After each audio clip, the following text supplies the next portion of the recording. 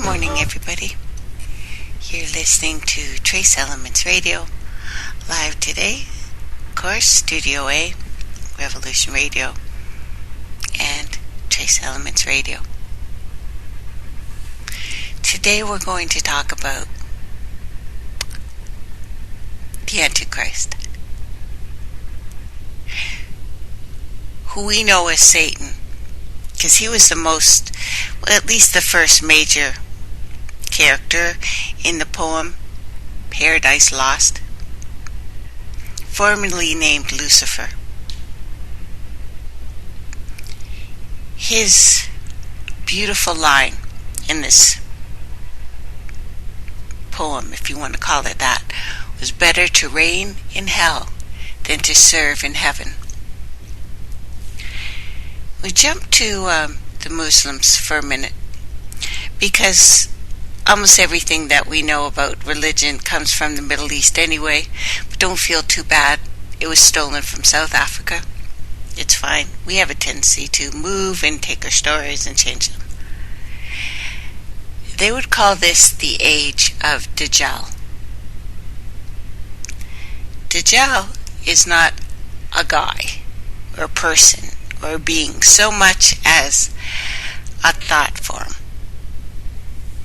a wave of thought that has taken over.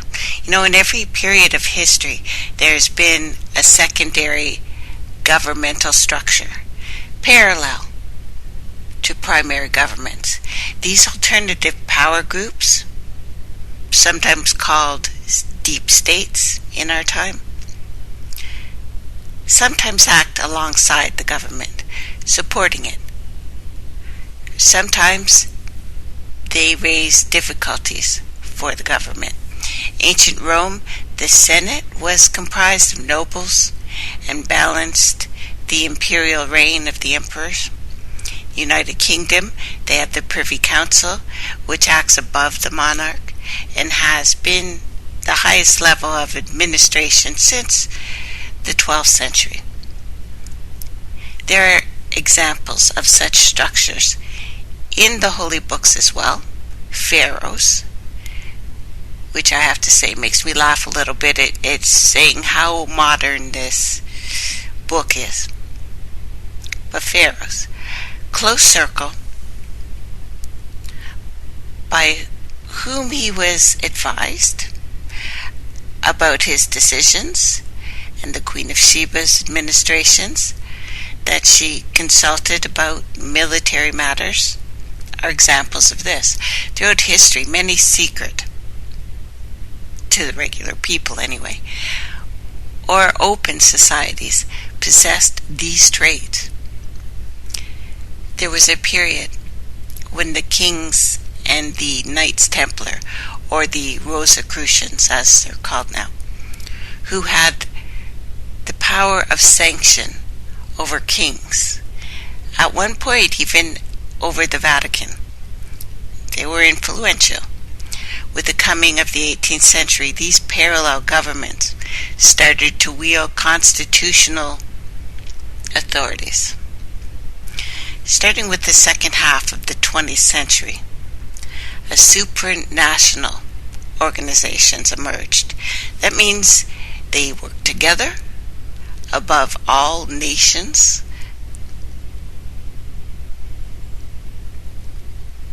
as a unit.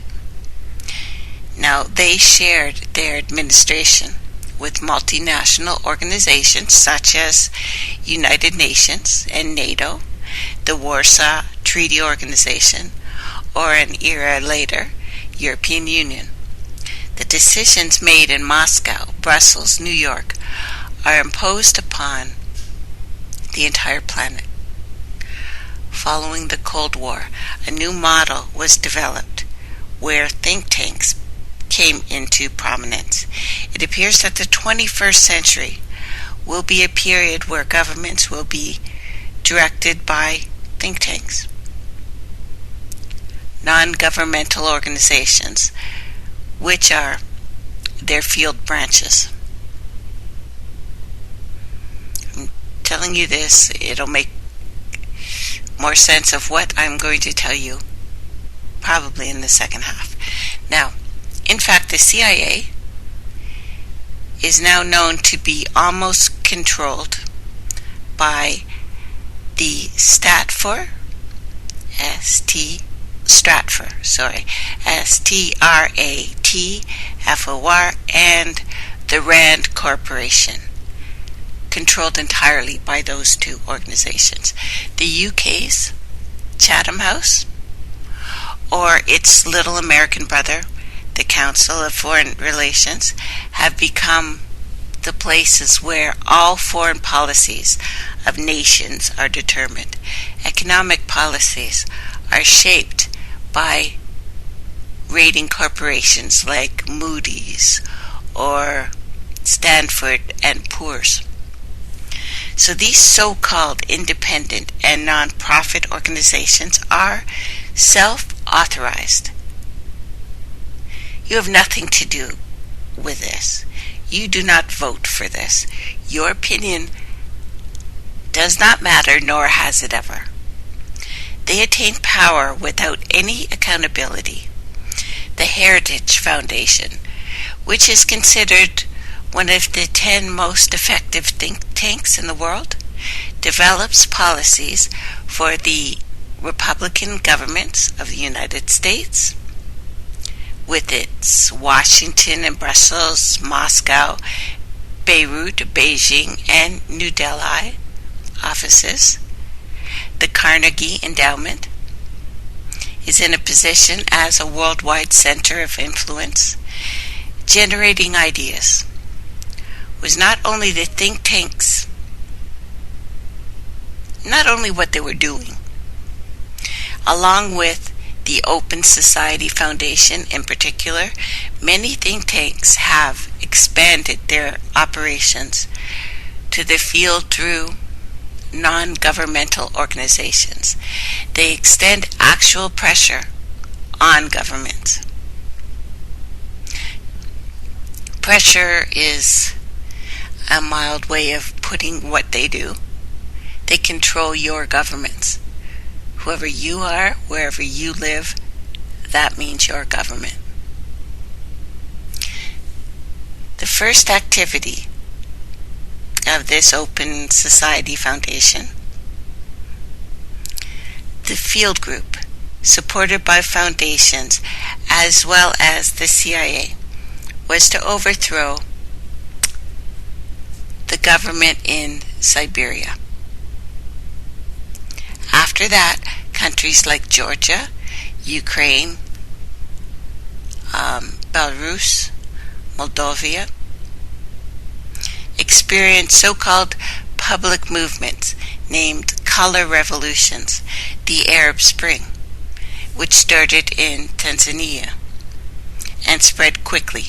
Similar foundation. Through these rebellions, the ideas generated by various think tanks were put into practice in the field. Think tanks also became supranational powers in terms of military capacity. For example, the Atlantic Council became the headquarters where military strategies of NATO, the organization that has 28 member nations, is determined. NATO, which was initially a defensive pact, is now proceeding to become an offensive power under the Atlantic Council's guidance. Recently, under the pretense of defense against Russia, NATO has deployed offensive forces in the Black Sea and the Ukraine regions. In this new military framework, NATO has established new bases in Eastern Europe and redeployed thousands of soldiers. Ariel Cohen, from the Atlantic Council, the architect of this new strategy, explained the necessity of NATO's endeavors to assume control in the Black Sea with the following words: The alliance must focus on a range of actions to address Russia's rapidly escalating offensive posture in the Black Sea and protect its allies, including reinforcing air, naval, ground assets, improving space capacities. And if you're wondering what space capacities, please join my Facebook group, Trace Elements Radio, where I talk about the war in the skies. It's real, and it exists, and has for quite some time. But this is also cybersecurity, recognizance, intelligence, and creating credible deterrent strategies. This aggressive attitude seems like it aims to transform the Black Sea region into a new area of conflict. This kind of mobility policy will force Russia to take urgent measures. Force them. They will have to. Which in turn will turn the Black Sea into a region of tension, or maybe even to a region of hot conflict, which United States is spoiling for, if you remember what I talked about last Tuesday. In order to understand the influence of the Atlantic Council over United States and NATO's military policies and the policies worldwide, it's enough to look at the key assignments President Obama made after he became president in 2009. The chairman of the council, James Jones, became the National Security Advisor to President Obama. Council member Susan Rice became the U.S. Ambassador to the United Nations. Richard Holbrooke became the Special Representative for Afghanistan and Pakistan. Council member Anne-Marie Slaughter was appointed as Director of Policy Planning for the U.S. State Department. Chuck Hagel, who replaced Jones as the Council's chairman, became Secretary of Defense after 4 years. So after the Council's policies replaced the policies of the U.S. government institutions, civil wars broke out in Syria, Yemen, Ukraine. The intensity of the wars in Iraq, Libya, Afghanistan escalated, and ultimately ISIS magically appeared out of the primordial goo. A coup attempt was carried out in Turkey, and the list can go on and on and on for pages.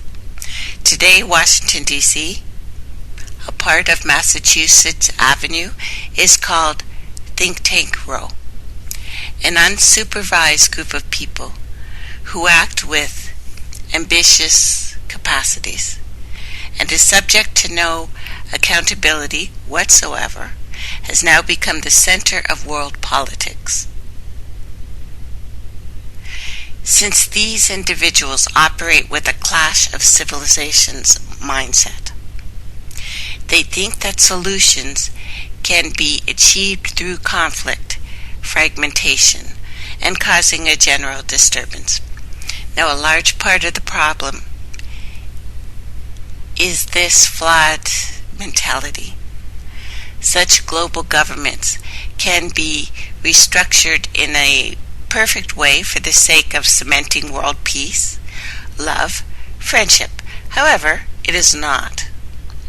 In fact, the aforementioned organizations their mentality is focused on conflict, war documents that they cannot consider it possible yet, I guess. Nevertheless, assuming that the power of deep powers is self-contained, even that's somewhat deceptive. These organizations become successful and took control of many nations only because they look invisible. In truth, those who shape their goals upon love and peace are always more powerful. Their ideas are bigger. Their goals are righteous. Righteous goals, I hope, will ultimately prevail.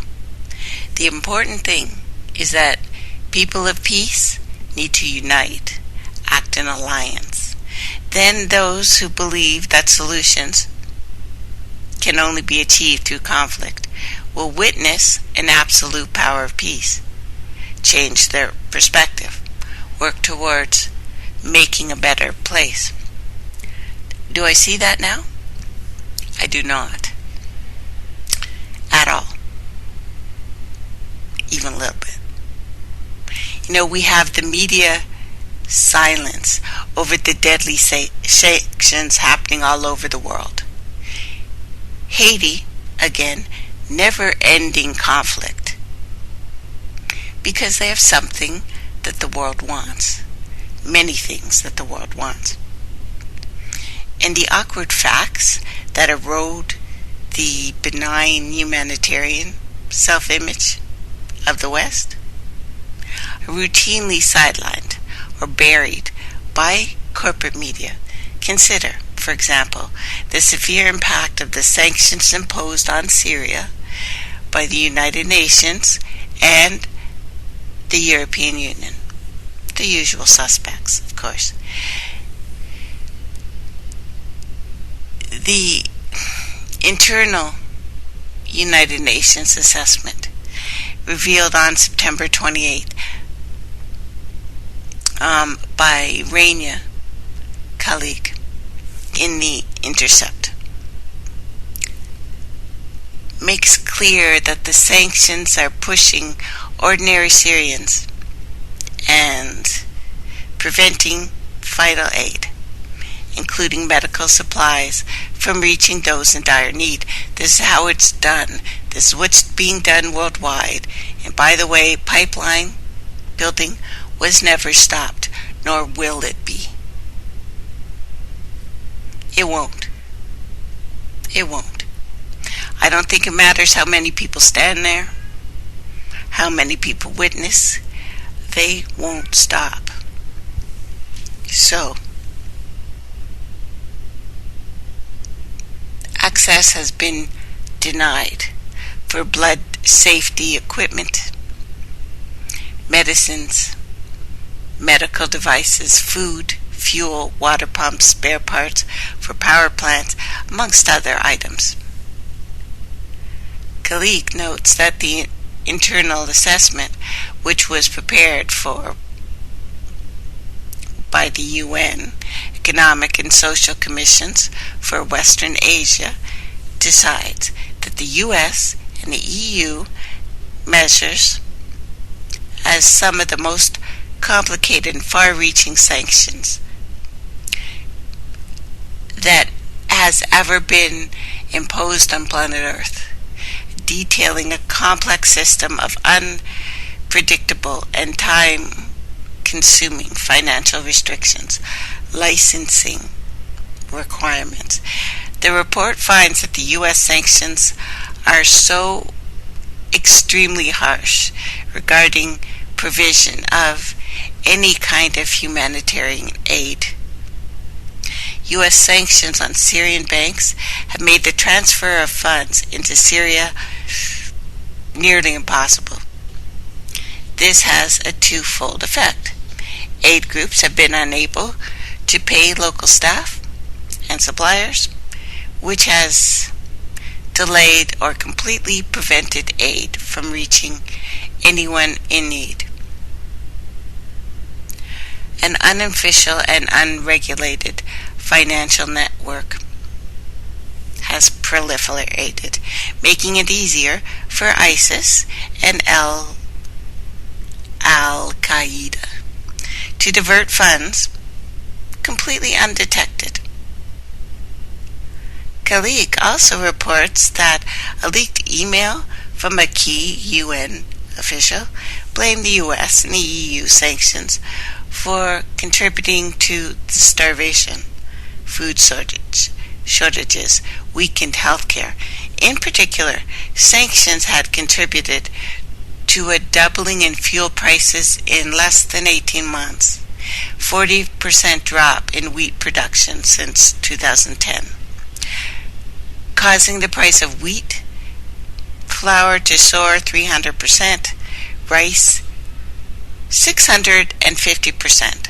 The UN officials cited sanctions as a principal factor in the erosion of Syria's healthcare system.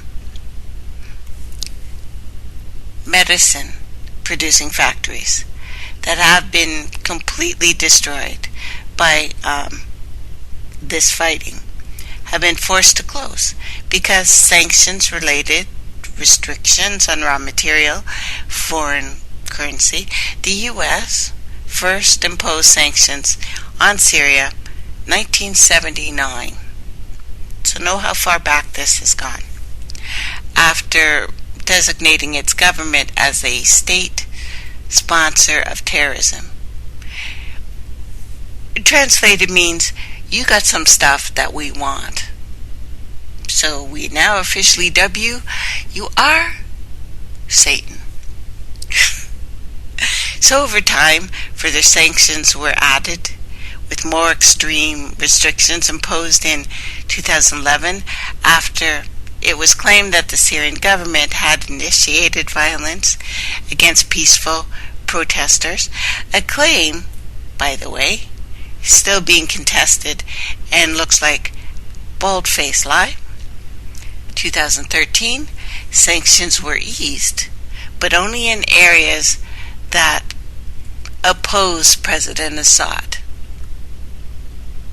Around the same time, the CIA began directly shipping weapons to armed insurgents at the colossal cost of $1 billion a year, effectively adding fuel to the conflict, while the U.S. sanctions obstructed any kind of emergency assistance to civilians caught in the crossfire. So if you think wherever you live is paying too much money for aid in other countries, know that aid means guns. Aid equals guns, because we want to take your stuff. So, the same propaganda arguments have always been used by the West, notably United States and Britain, to justify barbaric sanctions against Iraq from 1990 to 2003, following the Gulf War. Leading politicians and officials in the West, they claimed that the sanctions were aimed at punishing and containing Saddam, but victims were the Iraqi people themselves. 1999, United Nations Children Fund, UNICEF, reported that the mortality rate for children under 5 in Iraq had doubled. 500,000 young Iraqi children died as a result. Bill Clinton's Secretary of State, Madeleine Albright, and yes, she works for the before-mentioned think tank group, it declared that just the price of war, given the terrible consequences in Iraq under the crippling UN embargo. United States government undoubtedly perfectly aware of the impact of the sanctions on the Syrian people. The director of the Center of Middle East Studies, the University of Oklahoma, observes sanctions have a terrible effect on the people. More than any effect on a regime, Washington knows this. Because of Iraq. Because of what they've done in Haiti. When when people talk about what's happening now, you have to remember these things don't come out of a vacuum. It's proven what it does. So the things that look like they're a good idea usually aren't, and it's been proven so. There's a big movement now to change Columbus Day to Indigenous Peoples Day, because a word makes all the difference, right? Look up what Indigenous means. You can't fix something that's already been destroyed. You can't. We are living with what was done by our ancestors, whether you're white or black or native or blue or purple. What happened? What always happens when people are conquered? Always happens. They are devastated. They are destroyed. And little things that are cute. That's why, everyone still wants to pretend they're Indian. Yeah, I have 1/8 Indian princess on my aunt's mother's cousin's side. Please. That bugs me. Sanctions have an effect. People have resigned from the UN humanitarian coalition. Washington and London have been accused of knowingly maintaining conditions of misery. This is why, actually, Hans von Spanik, he resigned and later fell onto some bullets after falling through a broken window down to an elevator shaft. One of those times, shut up, get out, worked. Now, he had written a piece called A Different Kind of War, UN Sanctions Regime in Iraq, 2006. We are not supposed to believe that our governments would do such a thing. Indeed, the book was essentially ignored by any kind of Western media. It has never been reviewed, actually, by any major UK newspaper, and has literally only been mentioned once before that I've found. As well as the current punitive sanctions in Syria. Cities controlled by ISIS, the U.S., has employed some of the same tactics it condemns.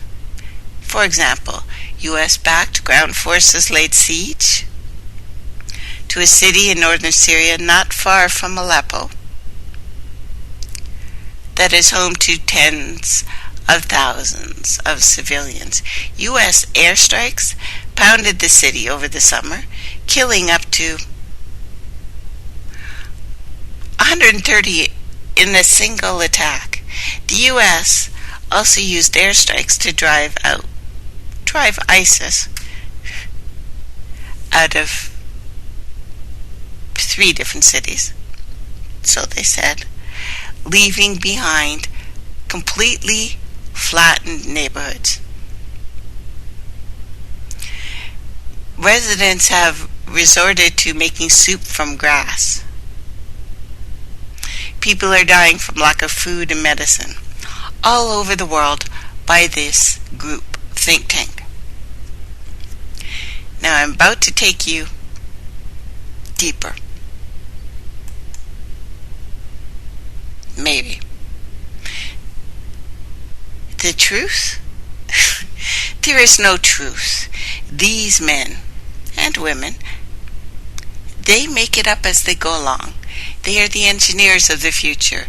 They are the real revolutionaries. They are the ones in control, not your government, no matter how interesting and funny your presidential races. You know you got more than two people running for president in the United States, right? You guys know that? Because it sounds like you don't get that. That you do have a choice. It would require growing a pair, but I don't see that happening. What we are seeing now is a replay of some horrors from her childhood. We'll talk about that.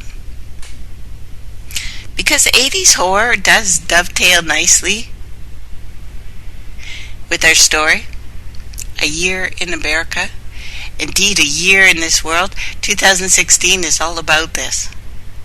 Where we are buffeted by an endless series of dramas. Real, and of course manufactured, for your entertainment. So the seeds were planted in 1968. They would bear poisonous fruit for years to come. For some strange reason, it all feels closer at hand this year than ever before.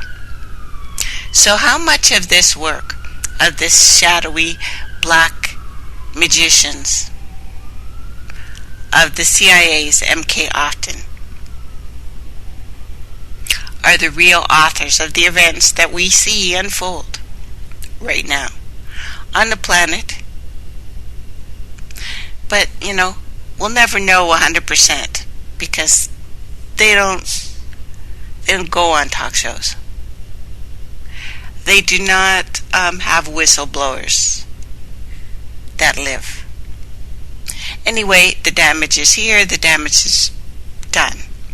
1968 began with the Tet Offensive, a major operation designed to destroy American morale.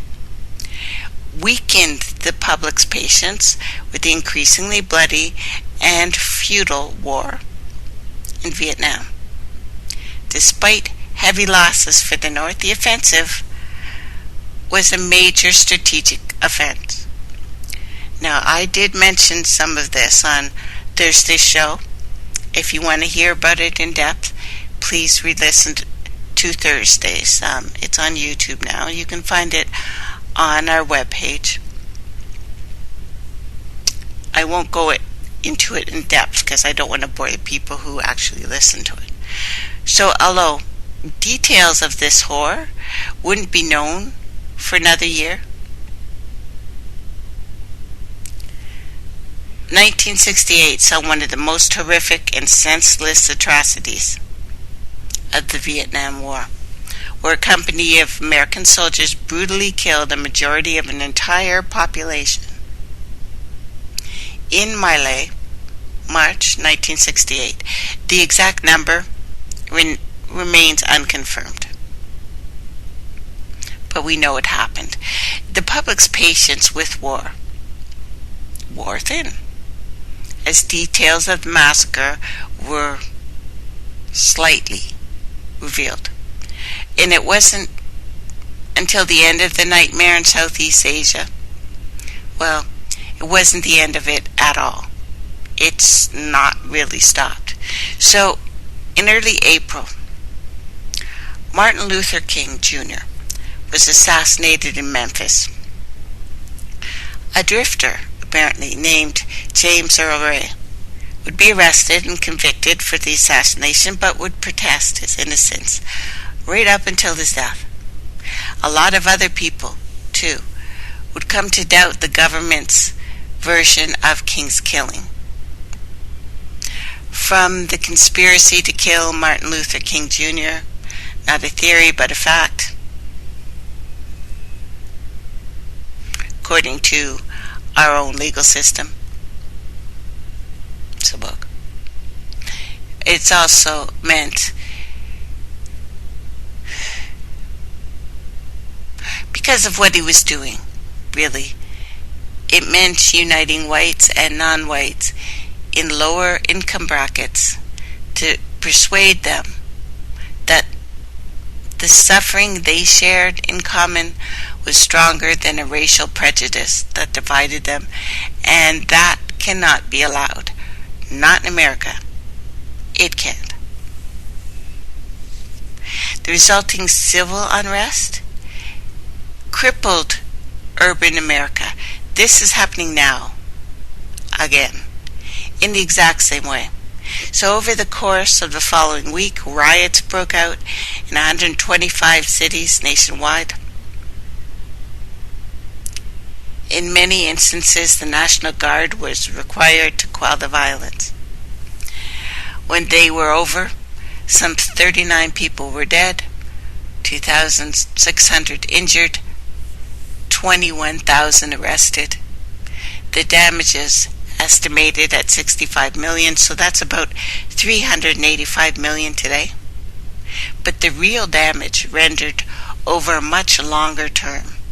Riots literally burned out centers of major American cities.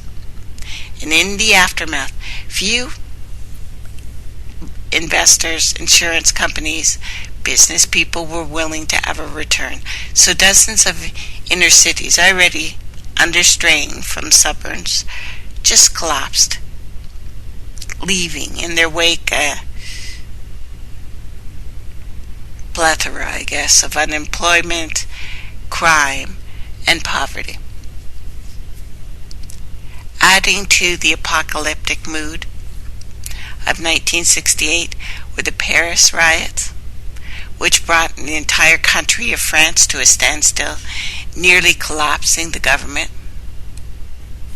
Similarly, Richard Nixon would be elected in 1968 in a three-way race with Democrat Hubert Humphrey and Southern,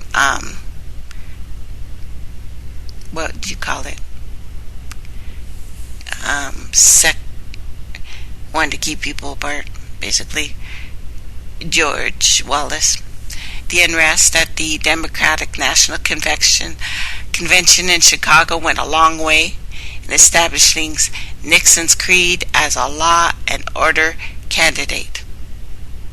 Nixon would crush George McGovern for re-election in 1972, despite growing Watergate scandal.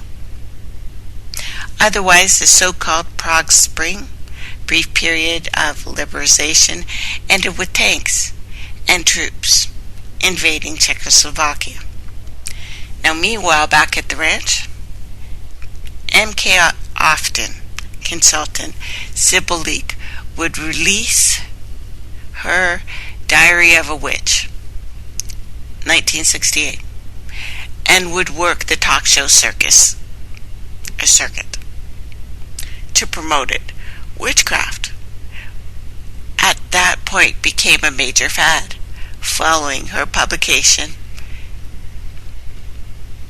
and Roundup, doing the rounds like we see on alternative media, on the internet. And believe it or not, the majority of people who are popular because of the group behind them. Now, with the LSD losing its cachet with the glitterati, especially following the Beatles' disavowal of the drug mid-67, UCLA student Carlos Castaneda, which still makes me laugh, would kick off the vogue for magic mushrooms and shamanistic magic with his book, The Teachings of Don Juan, even though it's not a real book. It's a real book, but he never went to South America. He never met a shaman. He actually had his doctor taken back for lying. Simple to look this up, but I still hear people quoting it. Because you'd rather tell a story that sounds good than check to see if there's any truth involved. I get that. People are lazy. And a good story is a good story. Get that too. Now, Kenneth Anger, flush with funds from the CIA, directed Ford Foundation, and oil heir John Paul Getty II, moved his Lucifer Rising operation to London, 1968, and fell in with the Rolling Stones, who then recorded their post-apocalyptic album, Beggar's Banquet. Mick Jagger would record some random kind of doodles on the Moog synthesizer for Anger's film, which would end up as the soundtrack for Invocation of My Demon Brother, the filmmaker's tribute to Aleister Crowley. The Stones siren, Marian Faithfull, would play Lilith in the Lucifer film. Anger claimed that the Stones recorded Sympathy for the Devil at his suggestion. The Stones would be playing Sympathy the following year, while Hell's Angels pledges beat a young man, a black man, named Meredith Hunter, to death at the Altamont Raceway. Yeah, that's the name. Hunter was filmed approaching the stage, brandishing a firearm. Altamont would be remembered as the anti-Woodstock, the death knell of the Aquarian idealism. The Aquarian age, by the way, is another thing recently made up. It was. But people keep regurgitating this because, they want to talk about their chakras and their bonding and how to become a united pair and how to be, what's that thing about souls, fighting your soulmate. Soulmates actually first talked about by Plato, who said that humans at one point were born with 4 arms and 4 legs and 2 faces, and that's his idea of the united soul. And he was actually a pedophile who liked males, very racist, and towards the end absolutely freaking insane. But that's where your stories come from. Your soulmate never existed, won't exist, and if you can pair bond, it's because you listen and don't try to change him. Nothing hocus pocus about it. It takes work. People aren't willing to do it. That's why people break up. The end. Now, let's move on. Year 3. Several films released 1968 would continue to reverberate for years, often decades after their release. Some are still very, very, very much relevant today, with Satanism more visible. How do we say it? Tempered Satanism. More visible anyway than it has been since the late 60s. One film in particular stands out as a benchmark, maybe even as a bellwether. Rosemary's Baby, starring Mia Farrow and, you know who's in it, was released also in 68. It caused a sensation, a stir. Curiously, it stuck to the novel's concept of 1966 as year 1 for the Satanist cabal who orchestrated the birth of the Antichrist. It is simple coincidence. Well, is it as a coincidence that 1906 is also the year 1 for MKOFTEN? This is the Antichrist, the birth of the Antichrist. This is the Dajjal. It's a birth of an idea, of the think tank that worked and is working on most people. Now, part of the film, and of course the novel's insidious power, is the depiction of the cabal, its ruthless methods of achieving its ends. The use of an anagram code plays a key role in the film, something worth considering when looking at Rosemary, at the Rosemary author, Year 11's experience in the Signal Corps. What is remarkable and shocking for the time about Rosemary is the depiction of the coven. So rather than being drawn as a drooling maniac or a mustache twirler, like in the LaVey mode, the Satanists are presented as kindly, caring, rather charming eccentrics who have a legitimate grudge against society. This approach lends them a greater sense of reality than anything moviegoers had seen before. Rosemary still holds up as a master class in modern suspense. Marked a high point for the director Polanski, who would stare into the face of real evil the following year, when his pregnant wife, Susan Atkins, and other members of the Manson family. Susan, by the way, one of the names Rosemary considered for the baby in that film. Polanski himself would later plead guilty to the statutory rape of a 13-year-old girl and flee to France, still living there, to escape a 50-year jail sentence for rape and 4 other charges.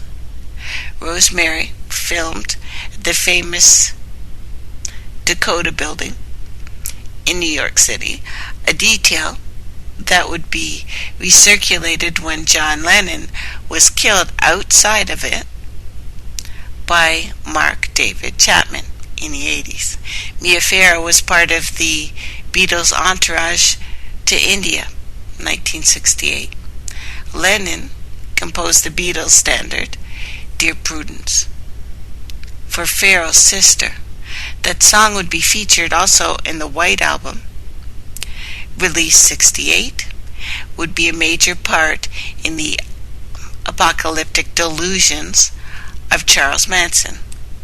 Kenneth Anger would claim that he was approached by Chapman at a film festival shortly before Lennon's murder.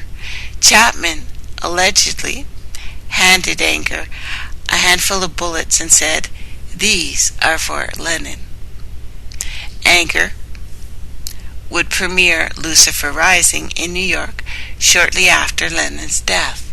And like major films of the period, Rosemary's Baby would inspire reams of truthfully insipid social and academic commentary, a symptom of a total collapse of intellectual rigor inside the ivory tower following the convulsions in the 60s. Mind-boggling nonsense. People saying that this was about feminism. It's unbelievable, and I don't even know where to start here. Rosemary is a victim of a brutal rape, orchestrated by a satanic conspiracy. Her baby is stolen upon birth, and she is essentially reduced to nanny status by the cabal, who are exacerbated by the baby's crying. What is her power? What is her authority? There is none. So any illusions that anything Polanski would do, the convicted rapist, remember, is the kind of feminism that pulverized his wife, Sharon Tate. Polanski filmed orgies at their house, showed videos at parties, sodomized a little girl, and he loved sadomasochistic porno movies, and he used to film them with many recognizable Hollywood faces. He trolled Sunset Boulevard, and its club for girls. He brought them home for threesomes. Sharon was completely intimidated by him, and when he was done with her and pregnant, the Manson family got her. And it was probably orchestrated, as we've talked about a long time ago. And he was just done with her, so said, kill her. Polanski told her how to dress, told her what she could wear, what she could not wear, on her face, on her body.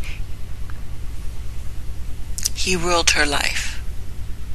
Nothing that he could come with had anything to do with feminism. It's kind of like the arguments for Trump today. Ridiculous. And it shows me the level of insanity that people have reached. Now, did he do these pornos for blackmail purposes? Was he already working with the think tank at the time? Well, to me, that explains some of Hollywood's irrational support for him. And then, another national trauma, 1968, assassination of Robert F. Kennedy, Los Angeles. Kennedy, frontrunner for Democratic presidential nomination, killed at a campaign appearance by a Palestinian immigrant, Sirhan Sirhan. Sirhan's story got stranger, though, the more you look into it, filled with stories of Rosicrucians, which we talked about before, and second shooters, and strange girls, and polka-dotted dresses. That was only the start. Sirhan may have had a contact with the Process Church, or whoever was using the church as a cover. Most likely CIA or MI5.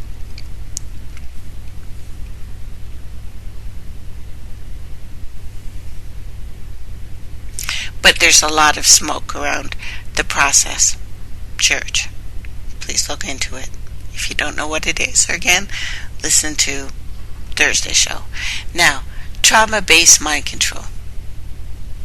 The nonsense written about Rosemary's Baby pales in comparison to the endless attempts to graft a therapeutic social commentary on another 1968 landmark, Night of the Living Dead.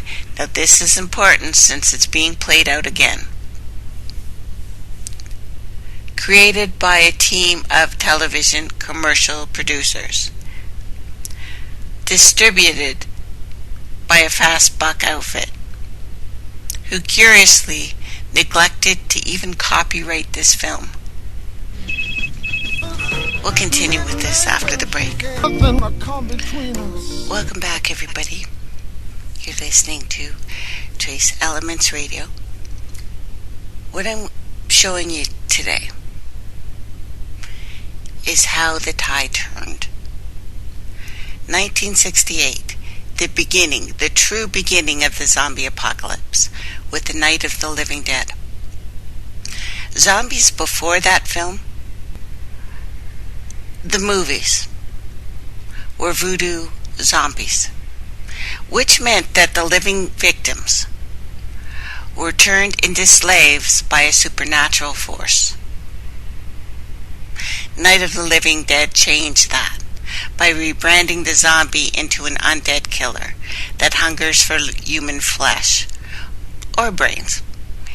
It also established much of the lore that surrounds the modern zombies, such as having to destroy the brain of a zombie to kill it, zombies are afraid of fire, and on and on and on. Nearly every zombie movie since 1968 owes its roots to Night of the Living Dead. Even those that deviate from the formula a little bit. Now, since its release, there have been a never-ending deluge of nonsense like this written about the film. Some film scholars argue that the film can be read as subversive critique of the 60s of American society, with most of them interpreting the film as dealing with racism, the Vietnam War, patriarchal society, distrust of authorities. Bear in mind that this is the movie in which an 11-year-old girl is depicted eating her father's corpse. Now, perhaps, anyway, the efforts made to redeem the film are meant to disguise the way in which it premiered to the American public, because it premiered as a kids' movie. It premiered October 1st, 1968, at the Fulton Theater in Pittsburgh. Nationally, it was shown as a Saturday afternoon matinee, remember those? As was typical for horror films at the time, and attracted an audience consisting of preteens, adolescents. The film rating system that we know of today was not in place until November 1968.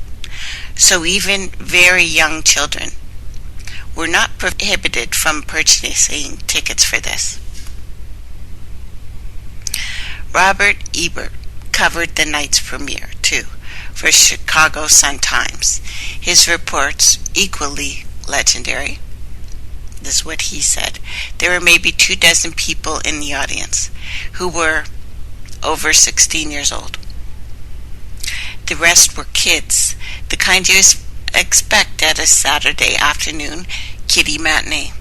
This was typical in most neighborhood theaters at the time. The kids started filing in about 15 minutes early to get good seats, right up front, close to the screen that kids like. Egbert mentioned how the mood swiftly changed in the theater as the children, yes, children, were subjected to what can only be described as an act of organized child abuse. Children in the audience were stunned. There was almost complete silence. The movie stopped being delightfully scary about halfway through and became unexpectedly terrifying. There was a little girl across the aisle from him, maybe 9, who was sitting very still in her seat, crying, and it's hard to remember what sort of effect this movie might have had on you if you were 6 or 7, but try to remember that. You read so much nonsense about, and in the conspiratorial media, conspiracy-tainment media, about trauma-based mind control over the most insidious images, like hands over eyes or broken mirrors, or stories that obviously aren't true. But this is the real effing thing. These children felt real terror in the theaters. Saw kids who had no resources they could draw upon to protect themselves from the dread and the fear that they felt in that moment. Right in your face. So lest you think this was some kind of oversight or a case of mismarketing, be aware that it was not. Night of the Living Dead was passed for general audiences by the Chicago Police Censor Board. Interesting, it was in Chicago. But since it had no nudity in it, it was alright for kids. This was another example, and there would be a lot of them, of the incompetence and stupidity of censorship and the censorship system that Chicago stubbornly maintains under its political patronage. Incompetence? Rest assured that if there had been a nipple accidentally exposed for half a second in the film, it would have been pulled. This was deliberate, and the effects of extreme horror is well known. Research from Joanne Cantor, the outreach director of the Center for Communication Research, University of Wisconsin, suggests horror movies generally keep many people scared long after the images. These findings reveal that scary movies have an overwhelming tendency to stay with the viewer for a long time, long after the viewer understands that the lingering response is to some extent irrational. Study was done for adults recently. Now, just imagine children in 1968. Studies like this have been done for a very long time, despite the protests by producers and their shills. The effects of exposure to the endless gore and extreme violence unanimously negative. Now, horrific imagery has its place in storytelling, of course, but most of the film that followed the night's wake revealed in gory simplicity for its own sake, devoid of anything moral or ethical. And what exactly is the moral content of Night of the Living Dead? It ends with nothing but death and despair. We laugh at it now, but we would not be laughing if it was 1967 or 66. It was marketed for children. Night of the Living Dead didn't pioneer the use of gore, of course. That goes with the mind-numbing blood feast stuff. A moronic twist on Hitchcock's Psycho that made a fast buck with Herschel Gordon Lewis. It's considered the first splatter film. The movie is uniformly awful in every conceivable manner, but it's distinguished by the curious use of the occult imagery, the Sphinx behind the title card sort of thing. Blood Feast, 1963 American splatter film directed by Herschel Gordon Lewis, concerns a psychopathic food caterer who kills women so that he could include their body parts in his meals and perform sacrifices to his Egyptian goddess Ishtar. Dozens of imitators would follow, including, arguably, Night of the Living Dead. But sadism and cruelty of the 60s slasher films was cartoonish compared to what would come in the 70s. Notably, Last House on the Left, Texas Chainsaw Massacre, the psychology, misogyny, and indeed misanthropy depicted in House was so extreme that the film's distributor was forced to try to redeem the film with ridiculously disingenuous a disclaimer that the movie makes a plea for the end of senseless violence and inhuman cruelty that has become so much part of the times we live in.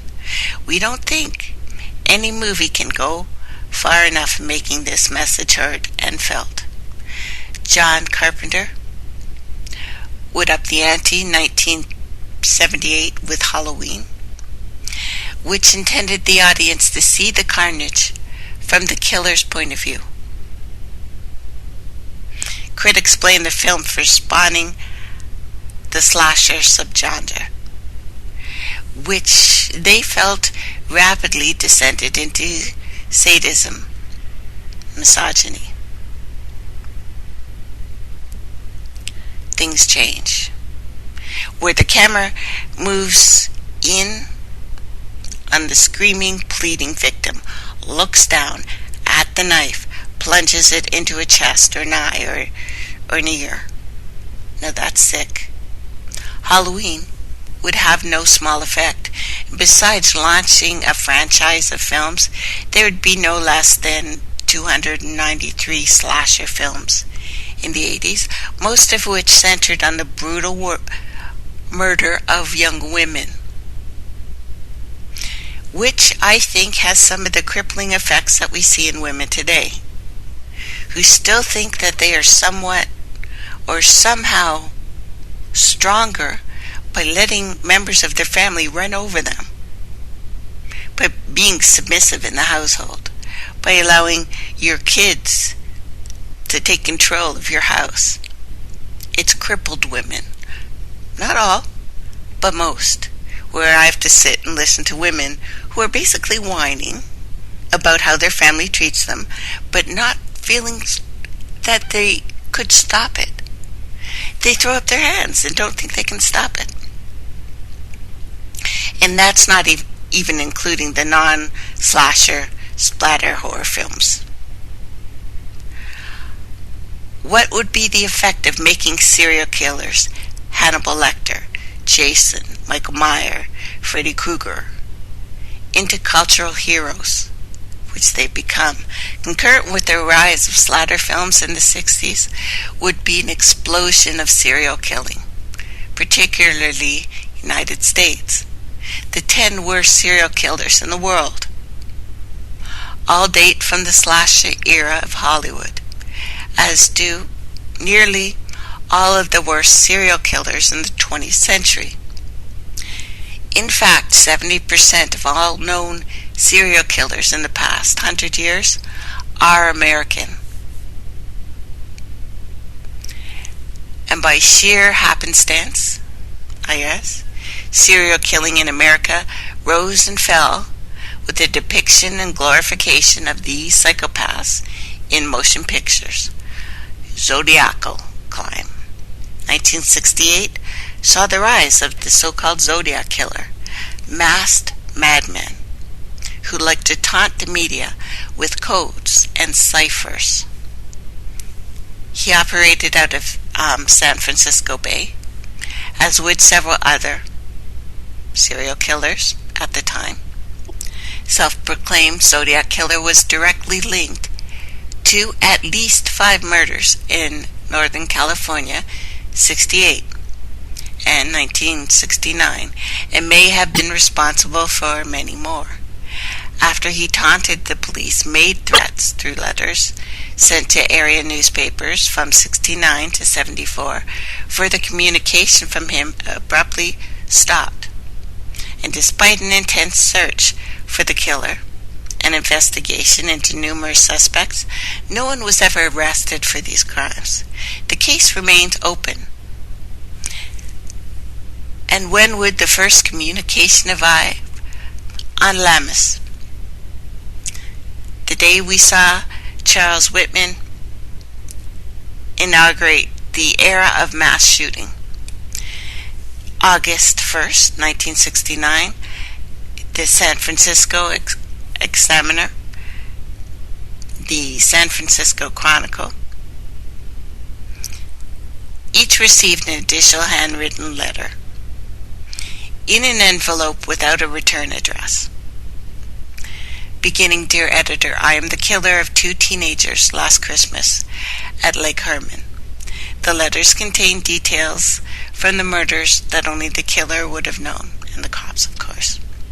Now, part of the terror campaign was raged to the media, as if he understood that the fear he was arousing was as effective in traumatizing the city as the killing themselves. Almost as if he worked directly for MKOFTEN, which I think he did. Can't prove it. Speculation on my behalf here. Now the killer went on to threatening further attacks if the letters weren't printed. Each closed with a symbol consisting of a circle with a cross through it, and was accompanied by one part of a 3-part cipher that he claimed contained his identity. Zodiac killing suddenly stopped in 74. Then, in 74, the letters stopped.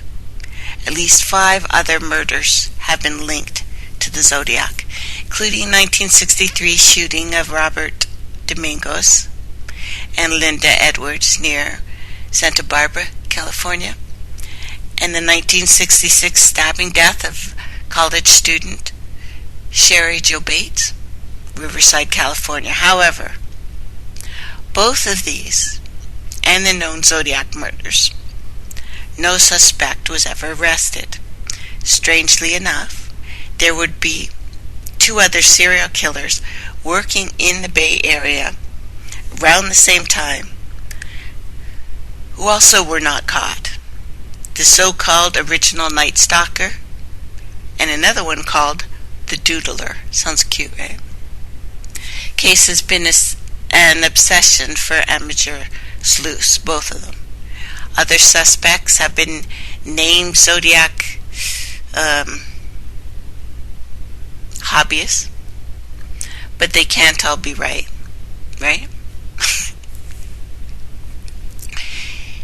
What if they were?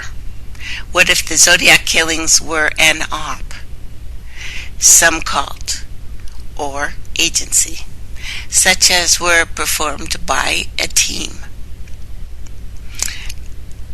Small note, 1974 is the same year that the Process Church splintered and Robert T. Grimson was forced out. If the Process or Zodiac were no longer useful to whoever was working behind the scenes, if such parties did indeed exist, the Zodiac symbol is not entirely unlike the Process symbol, both based on the solar wheels. And note that this was a killer who loved his symbols, loved his ciphers, bearing in mind theories that Charles Manson learned his race war apocalypse stuff from his contact with the Process. Again, listen to Thursday's show. Note that the Zodiac symbol is also identical to the so-called Celtic cross used by neo-Nazis since the Second World War. It was not like cults, especially in the Bay Area. Well, it's not like they haven't been fronts for other intelligence operations before, which they absolutely have. Latin American high weirdness stuff, Hand of Death cult. You guys know about this? Should I talk about it? Okay.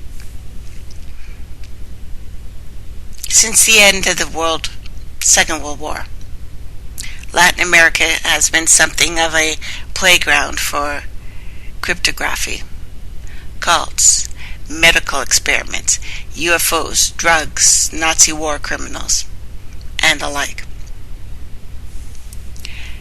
They've been in abundance in this region of the world, in an especially bizarre fashion for over half a century. The isolation of many parts of Latin America, coupled with its close proximity to the United States, are a big reason for this. I suspect that its mixture of religious practices make it fertile region for all psyops. Remember boys from Brazil? So, the New World, being in relative isolation from the old, maintained some ancient religions practices up until the arrival of the Spanish, and then that was over. Even the ancient Native American rituals, such as involving drugs, basically, they continued to be practiced in isolation up until modern times, and now it's kind of spewed out for people to make a buck. But in this stew, there was also the African folk traditions, courtesy of the transatlantic slave trade, in addition to Catholic mysticism, European occultism, again, basically stolen from the Middle East, stolen from South Africa. But anyway, some nations are even more diverse. Brazil features the largest Japanese population outside of Japan, for instance, so naturally religious practices followed there too. We have a tendency to, rather than say steal, we should say share. But it is this stew that sorcerers of the U.S. intelligence community and their allies in Europe, including former Nazis, boldly entered in the wake of World War II. For instance,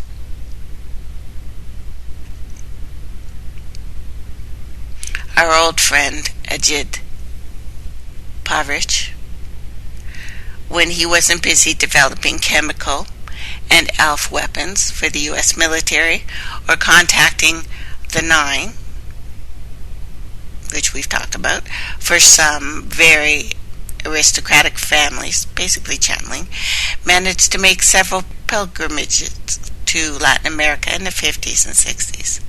First, 1956, he was accompanied by a Dutch psychic, Peter Hierkes, and an inventor, paranormal enthusiast, possible U.S. intelligence asset, Arthur Young, for sure. And then this would inspire others from his book on the magic mushroom called The Sacred Mushroom. You know who took this later. But we'll go into this. Anyway, ripe for mythology, mythical practices, people living really close to the earth. Now back in Latin America, this time Brazil, many people investigated the claims of a psychic surgeon, Arrigo. Also in Brazil, 1962, was the notorious Nazi war criminal Joseph Angel of Death Mengele, medical doctor of Auschwitz, living in a farmhouse 93 miles away from Sao Paulo. There were many other Nazis living in South America at the time. It was a main destination for ratlines. Mengele had been involved in Argentina previously, before Adolf Eichmann, until the former Holocaust organizer was arrested in 1960. But other Nazis were much more fortunate, like Klaus Barbie, butcher of Leons, who was able to establish himself in Bolivia as a U.S. intelligence asset, a lieutenant colonel in the Bolivian intelligence apparatus, a gun runner, eventual drug lord. So a lot of these things are known. Not a surprise. Now all this sounds crazy till you realize that the Son of Sam killings, originally called the 44 caliber killer, were widely compared to the Zodiac killings in the 70s. The Son of Sam killings had been widely linked to the Process Church, or at least a splinter group of, and linked most recently with a hotbed of conspiratainment, the New York magazine.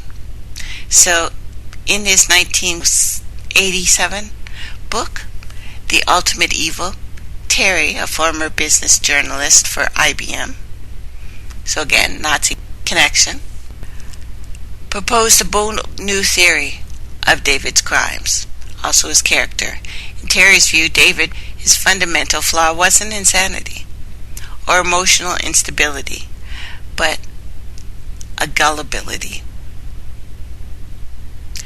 Berkowitz was susceptible to any line of shit, basically, says Terry.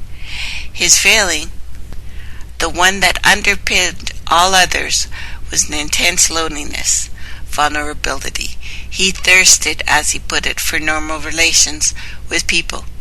One night outside his Bronx building, he ran into Michael Carr, son of Sam Carr, the neighbor whose dog did or didn't speak to David. Remember the dog was supposed to tell him to kill people.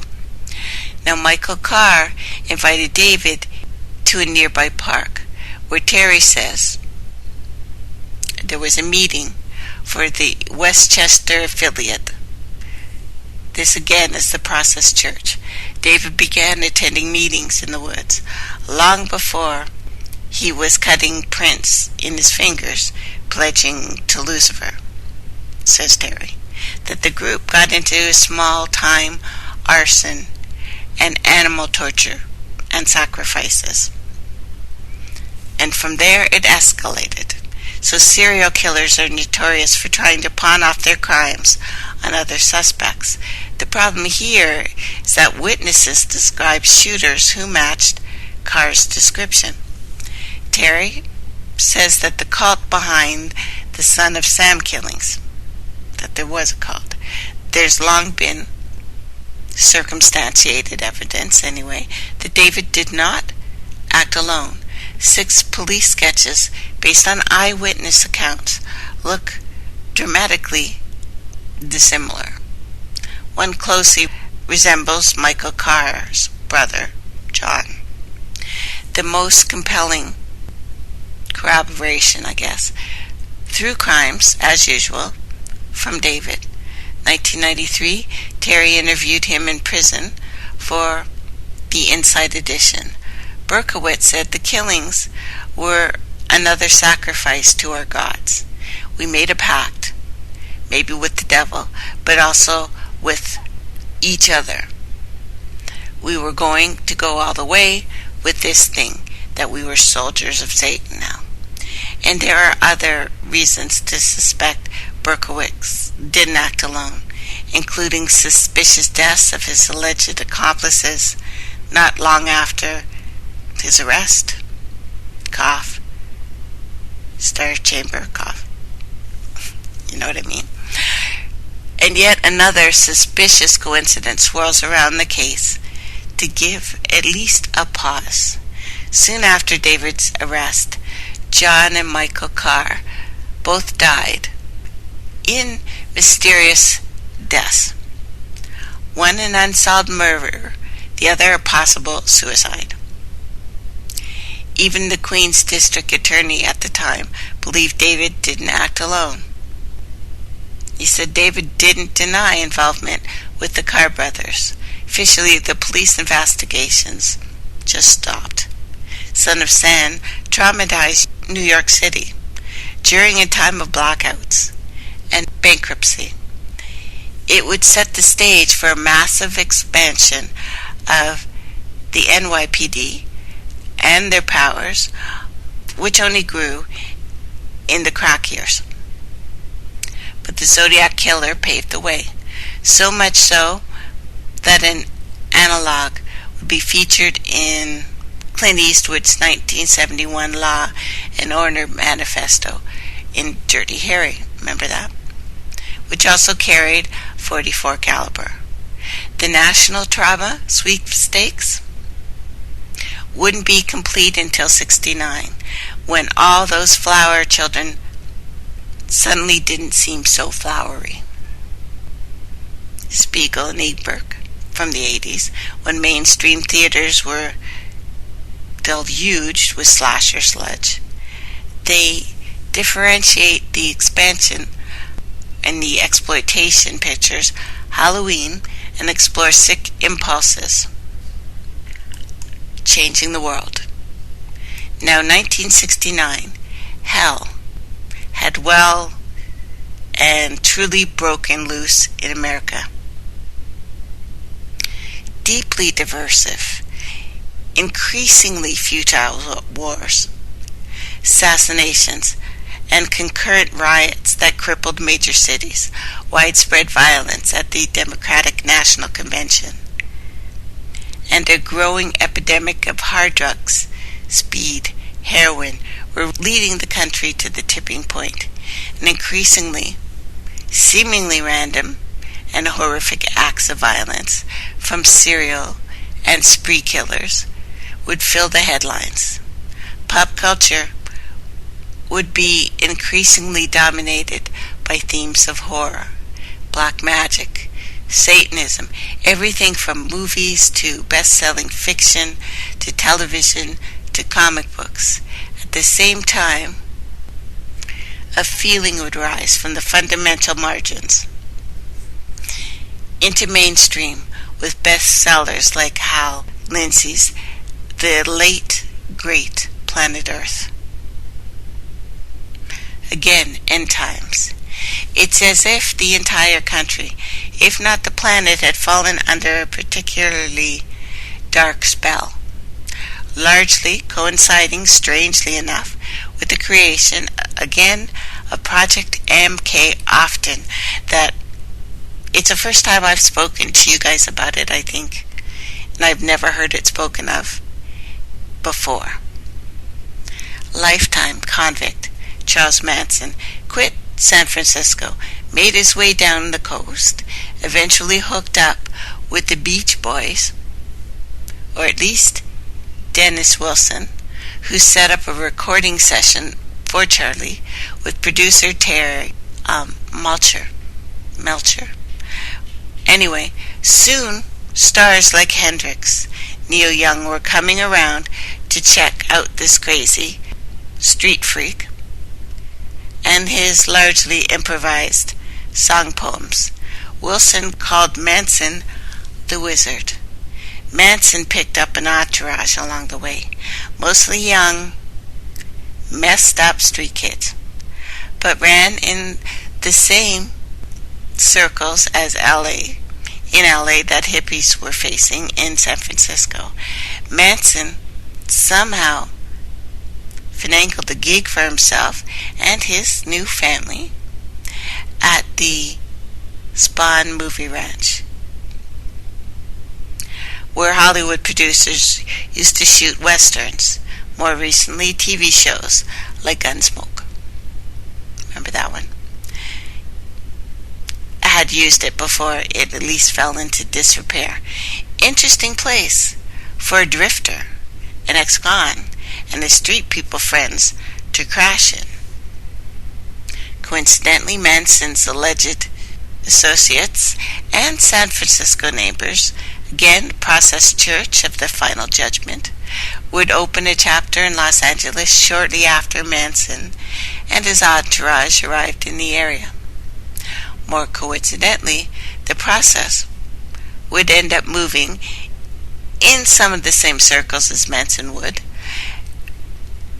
like Manson, who tried to recruit Terry Melcher to their cause. Now, according to Adam Gorightly, the Process stayed in public view until a few days after Robert Kennedy's assassination, June 5, 1968, after which they dropped mysteriously from sight. Sharon Tate would travel to England in 1965 to appear in Eye of the Devil, one of the many occult thrillers produced in the 60s, kind of prototype for The Wicker Man that would come later. She won a role in a very Rosemary's Baby-like fashion. Actress Kim Novak had originally won that part, but fell from a horse, strangely enough, and couldn't complete the film, so Tate was hired to refilm her scenes. Alex and Maxime Sanders, celebrity witches, creators of the Alexandrian Wicca, were hired on as technical advisors for interesting movie. Make note of this, though, because you can't help wonder if Tate fell under some sorcerer's spell while in England. Her short life would thereafter be filled with darkness and bad signs, ill omens, and the darkness would spread to the Polanski's social circle in Hollywood. Jay Sebring was a celebrity hairstylist, friend of the Polanski's. He would move into the house owned by the famously doomed Hollywood couple, Paul Byrne and Jean Harlow. Byrne met the actress Jean Harlow shortly after, or before the premiere of Hell's Angels in 1930. Two struck up a friendship, eventually began dating. Announcement of their engagement June 32. Married July 2nd, 1932. 2 months after marrying Jean Harlow, on September 5th, Byrne was found dead from a shotgun, at least gunshot to the head, in their home on Eastern Drive, Beverly Hills, California. Coroner ruled it a suicide. Harlow died of kidney failure during the filming of Saratoga, 1937. 26 years old. Now the body, Byrne's common-law wife, Dorothy Millett, was found in the Sacramento River 2 days after Byrne's death. It was later determined that she committed suicide by jumping from the Delta King steamboat. Jumping. So November 1960, issue of Playboy. Screenwriter Ben Heat questioned the official verdict of Byrne's death, causing renewed at least interest in the case. Height suggested that Byrne was murdered by an unnamed woman, and that the investigation into Byrne's death was a suicide whitewash. We're seeing a lot of those lately. The sad tale was also chronicled by Kenneth Anger, Hollywood Babylon. But the house would see more tragedy before Seabrig moved in. It was a beautiful house, apparently, that he just thought was jinxed, because he knew stories about Paul Byrne's death, but also learned that 2 people had drowned in the swimming pool as well. Subsequently, notorious event 1966 would transpire when Tate stayed over with Seabrig one night. Unable to sleep, she lied awake in Jay's bed with all the lights on. She was uncomfortable, and although she couldn't explain why, she felt funny and was frightened by every little sound, apparently. As it happened, she had good reason to be, because suddenly a person that she described as a creepy little man came into the bedroom. She was sure that this was Paul Byrne. The man ignored her and wandered about the room, apparently looking for something. Sharon put on a robe, hurried out of the bedroom. Things went from frightening to terrifying. Sharon stared down the stairs. Halfway down them, froze in shock, there was a figure tied to the staircase posts at the bottom of the steps. She couldn't tell if it was a man or a woman. However, she could clearly see that the figure's throat had been cut. Then the apparition vanished. Tate Polanski would have another disturbing encounter, this time with dogs allegedly belonging to Process Church again, who were reported in the neighborhood as part of an estate cleaning deal, I guess, arranged with the LA real estate baron. Omens kept coming. Shortly before her death, while pregnant, Tate had an affair with an actor named Christopher Jones. Jones could recall a disturbing encounter with the actress. One night we went to visit Trevi Fountain, and I looked at her and had the strongest feeling that she was going to die. Another time I was looking over at her and asking her what she was thinking about, and she said, "The devil is beautiful. Most people think he's ugly, but he's not." Thought it weird at the time, but Roman had just done the movies, the Rosemary's Baby So he related it to that, told her she shouldn't say things like that. Strangely, Jones would have another disturbing experience with an actress while the following year while filming a movie in Ireland. So Jones was cast by the director David Lean in Ryan's Daughter. Unknown to Christopher, he was drugged during the filming of Ryan's Daughter by Sarah Miles, which caused Christopher to believe that he was having a breakdown. Jones also was involved in a car crash, not knowing he had been drugged. The director and producers never informed him of the drugging. So what the heck is wrong with these people? Seriously. In any event, the Polanskis were allegedly part of a very wild party scene. Tate was dragged into rather sordid activities by Polanski. It said that he had professional and personal power over him, and he craved, and thus she was, or at least drawn into a world of frequent hallucinations, humiliations, subject to his sexual proclivities. That included drugs and affairs and orgies and home sex videos that he shared with friends, and apparently he shared her with friends, passed her around. So the scene would become extreme, even by Hollywood standards. Daily Mail described it as revolving door with celebrities dropping by, unknown people flitting in and out, orgies fueled by cocaine and hallucinations and mescaline. So they were trying everything. In Doris Day, her own story, Terry Malcher was quoted that the murders had something to do with the weird film Polanski had made. Eventually, equally weird people started hanging around the house.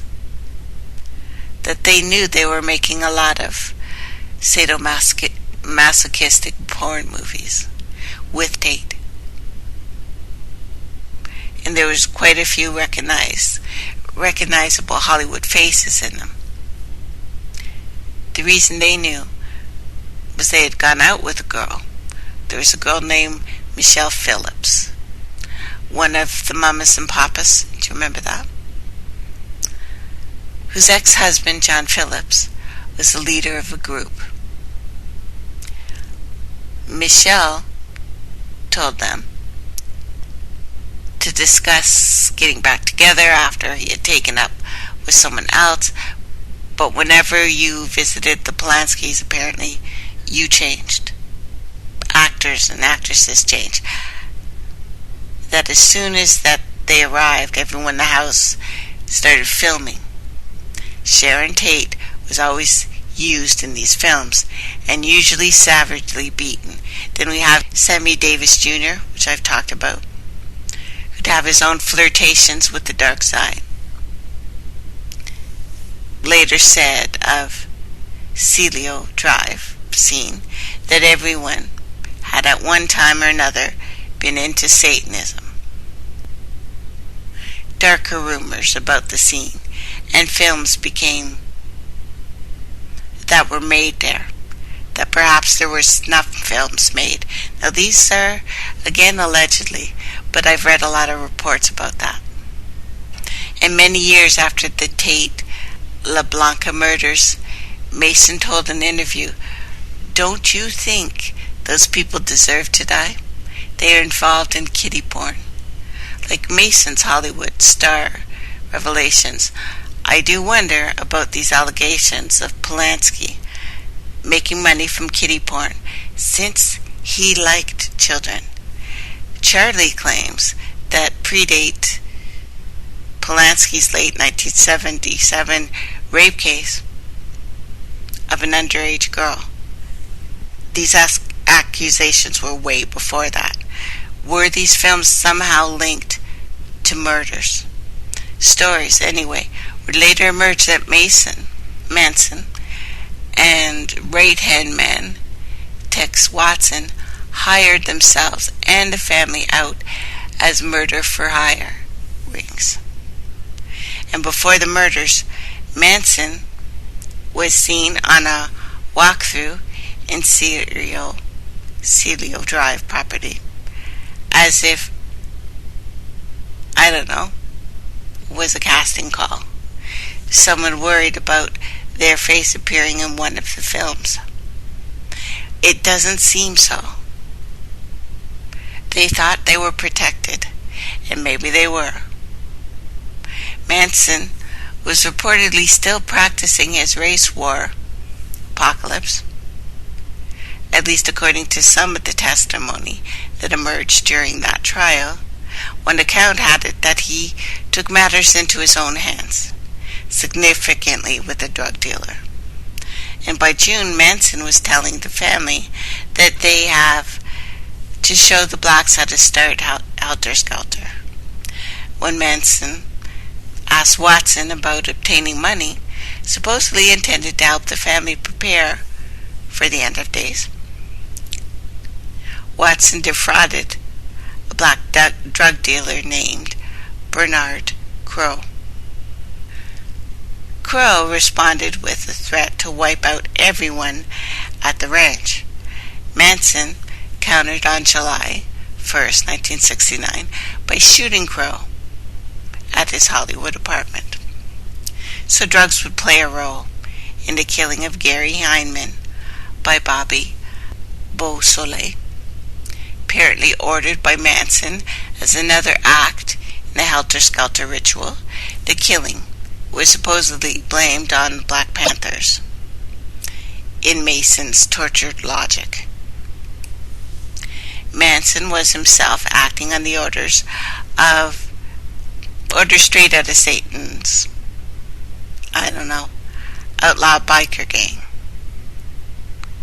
Straight Satans. So remember Harlow and Ben and Hell's Angels, who felt that Hinman had burned them with a bad batch of drugs? Beausoleil was simply ordered to get the Satan's money back from Heineman to the amount of $1,000, but was ordered to kill him when he didn't have the cash. So strangely, coincidentally, a parallel event would be unfolding in Celio Drive, just a few days before Watson and his accomplices showed up to murder Sharon Tate and her friends. A dope dealer from Canada was punished for selling Jay Seabrook bad dope. Now, according to the actor Dennis Hopper, 25 people were invited to watch the dealer get whipped and participate in that whipping. They videotaped the event, as they had other events involving, according to Hopper, sadism, masochism, bestiality. We'll continue next week, guys. Know that this is all leading up to something. How movies have changed everything. And how who is behind the movies is the CIA. And who runs the CIA. Nothing is an accident.